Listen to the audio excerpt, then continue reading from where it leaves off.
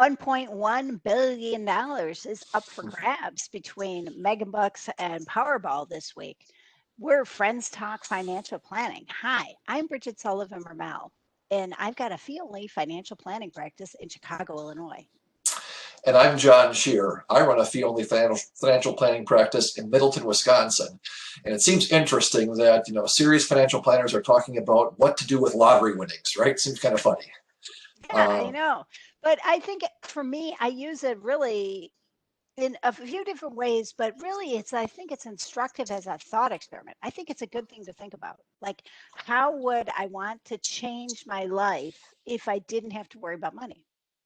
Yeah, it seems sort of like that fantasy. We're like, oh yeah, well, if I use that sort of flippantly. If you win the lottery, how does this happen? But it could be real. Like if you have changes in your life, I talk about this with clients and with friends. If you say, geez, if I had all the money in the world, I would quit my job. I would do this. I'd move. Things like that. Move, I'd do go Yeah, with my family, or I'd buy a big palace where everybody could come, or I'd volunteer. Other things, all right. these things I'd that give can it open up. away. Yeah, It can if those are the thoughts you have in the sort of fantasy world, right? Because the odds of winning the lottery are just microscopic. um, if that's the case, what can I take with that and impact my life today? How can I make some right. of those changes today to get closer to that, whatever those goals are for you? So I think even though it does seem kind of silly to me. I pay attention to the lottery when it gets to be a gajillion dollars and it's in the newspaper and people talk about it, but otherwise I'd have no idea. But then there is some real practical things to think about, like what does that say about how you feel about your life and what you can actually do about it today? Do you talk about this with clients and things, Bridget? I have in the past, but I find that people think they would quit and spend more time with their families. And then so I've gotten pretty much similar responses. So for me, I want people to dig a little deeper. The other thing is that from my perspective, the first thing you'd want to do would be to draw up a plan. And that might be just because I'm a financial planner, but I would say plan it out. Like you have, we were talking before the show, and you're like, I don't even know how I would go about it. So you were talking about your how to find an attorney question. Tell me Yeah. more what your thoughts are on that. It's funny. It must have been the last time the lotteries got to a gajillion dollars. I must have been in the car or something and thinking about like, what would you actually do? Right? There's some Right. practical things, and again, it's sort of fantasy and silliness, but it does apply to real life too. Is that Right. one of the things would be have a plan. One of the things that I tell clients, I'm sure you do too, is when there's a big change in their life, is don't do anything for a period of time. Right. Right? Like settle down, absorb, whether it's a loss of a spouse, whether you get a big inheritance. Like if you don't do anything, if the worst mistake you make is leaving your money in cash for a period of time, like you're going to be okay.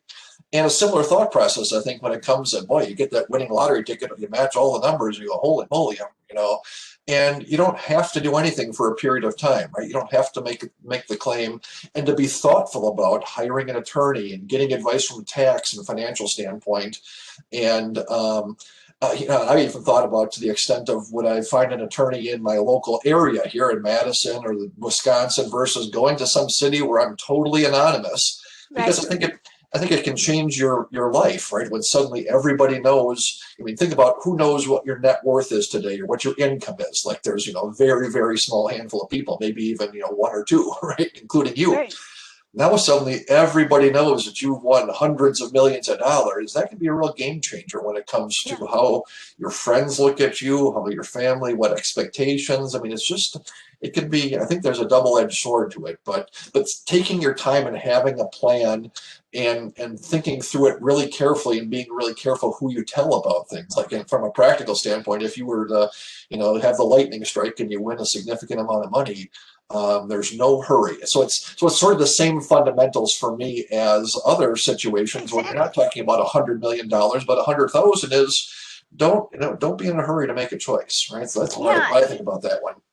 Another thing I would say is as you're going through this period of not doing anything or seemingly not taking any action, so being kind of passive about it, is write down what you're thinking as far as like how you might like to spend it. Like just keep a log And then things will emerge from that log that will help you figure out what you really want to do, say a year or two after you get the money. That's when I would say start taking action.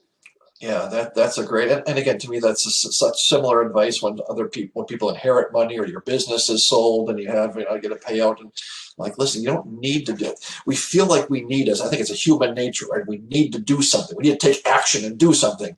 And so Right. often the right answer is like, no, just take your time. It's sort of like, I guess, Warren Buffett says about investing. There's no called strikes, meaning you don't have to do everything that comes through, but when you swing the bat, you better make sure you get a good hit.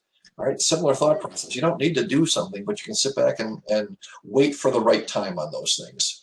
I So think I think there's also a myth out there that people who win the lottery lose the money. And I haven't done extensive experience about this, but I remember hearing a This American Life podcast about this at one point. And the person telling the story was someone who sold basically what were like viatical agreements with people. So they would call lottery winners and say, "Hey, I'll give you 100 grand for this stream of money that's supposed to be paid out over your lifetime. I'll give you 100 grand for that now." And he would try to talk them into taking the money now. And he knew that it was a bad deal for them, but it mhm. was very easy job. Like he could talk people out of it. Like, so it was a moral dilemma for him. But it turns out that a lot of people that do win a lottery are gamblers. And so there's an underlying gambling addiction that people have. And so if you don't have a gambling addiction and you're just you gamble for entertainment occasionally because you find it fun and you win, you don't have to necessarily lump yourself into the category of all these winners that lose all the money. And again, it's because they're taking the money and going and gambling somewhere with it. And that's, their choice. And that's another podcast or another YouTube show. But I want to just say that if just winning the lottery wouldn't be bad for everybody.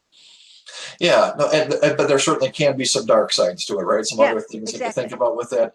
At the same time, what you hit on is exactly right too. Is I think there's like, I feel like, golly, playing the lottery is not a good investment, right? But it can be fun. Right. Just like going to see a movie is not a good investment, right? But I get Right. enjoyment out of it, right? And so, in the right context, and especially when it's in the news and things like this, you go, I go out and I'll buy a lottery ticket for each of the four of us in the family. The last time I did it, none of us got a single number on any of the four tickets, right? We should get a prize for that, I think.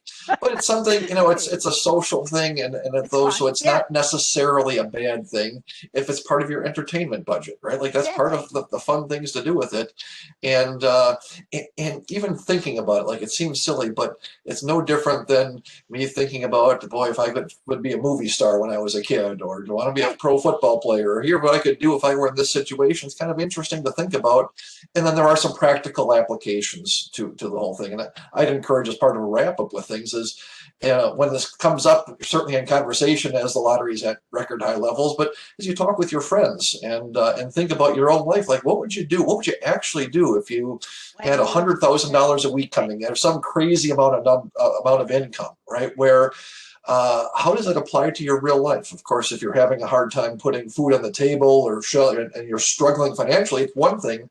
But if you're relatively comfortable and you still have some of these feelings, that can be informative as you think about, well, what kind of life changes might you like? What things might you strive for?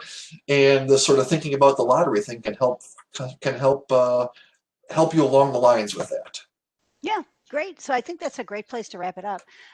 Once again, I'm Bridget Sullivan Mermel. I'm in Chicago, and this is John Scherer in Middleton, Wisconsin. And we also are both members of ACP, the Alliance of Comprehensive Planners, which is a non for profit group of financial planners that operate with philosophy similar to what John and I have.